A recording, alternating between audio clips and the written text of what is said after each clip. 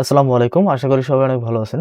তো আজকের এই ভিডিওতে আমি দেখাবো কিভাবে আপনারা কম্পিউটারের Windows 11 এর যে দিস পিসিটি রয়েছে সেটাকে টাস্কবারে কিভাবে প্রিন্ট করবেন। তো চলুন শুরু করা যাক।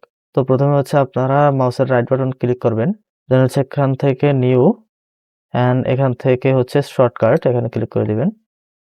এরপর হচ্ছে এখানে একটি ফাইল লোকেশন দিতে হবে।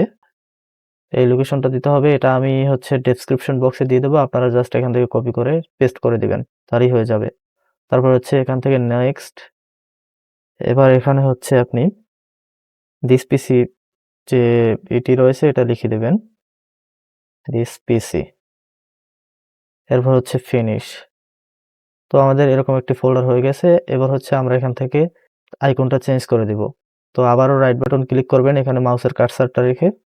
তারপর হচ্ছে এখান থেকে প্রপার্টিজ এখানে ক্লিক করে দিবেন।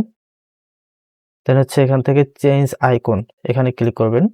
তারপর হচ্ছে এখানে আরেকটা ফাইল লোকেশন লিখে দেবেন।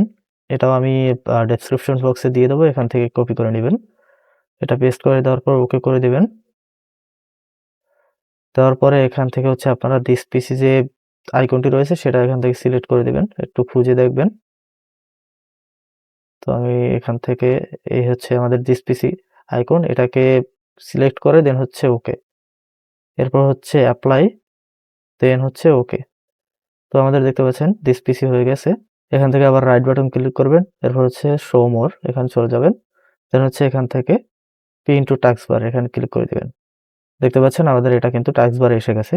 এবারে আমরা যদি এখানে ক্লিক করি তাহলে দেখতে পাচ্ছেন আমাদের দিস পিসির মতো কাজ করতেছে এটা। তো এভাবে হচ্ছে আপনারা আপনাদের দিস পিসিটি টাস্ক বারে পিন করে নিতে পারেন। তো এই ছিল আজকের ভিডিও। আই হোপ আপনাদের ভিডিওটি ভালো লেগেছে। যদি ভালো লেগেই থাকে ভিডিওতে একটি লাইক দিবেন, কমেন্ট করে জানাতে পারেন। দেখা হবে পরবর্তী কোনো ভিডিওতে। ততক্ষণ পর্যন্ত ভালো থাকুন, সুস্থ থাকুন। আল্লাহ হাফেজ।